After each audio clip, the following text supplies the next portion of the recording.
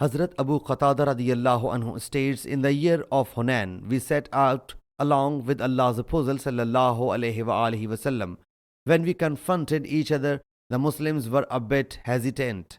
I then witnessed that a polytheist was dominating a Muslim.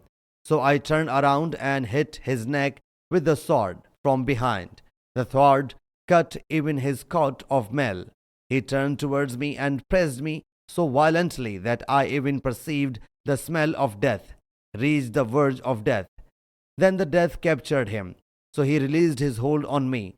I went towards Hazrat Umar bin Khattab radiyallahu anhu. He said, "What has happened to the people?" I replied, "It is what Allah has destined." Then the people came back, and Allah's Apostle sallallahu alaihi wasallam sat down to distribute the spoils and said, "Whoso has killed a person and produces a witness to it will get the belongings of the killed one." Hazrat Abu Qatada radiyallahu anhu says, I got up and said, "Who will give witness in my favor?" He sallallahu alaihi wasallam again said so, and I again stood up and said, "Who will bear witness in my favor?" I then sat down. He sallallahu alaihi wasallam said it for a third time, so I again got up. Allah's Apostle sallallahu alaihi wasallam whereupon said, "O Abu Qatada, what's matter?" I narrated the whole episode. One of the people said, "O Allah's Apostle sallallahu alaihi wasallam, he is speaking the truth. The belongings of the dead person are with me. Now you may please him so that he may surrender his right."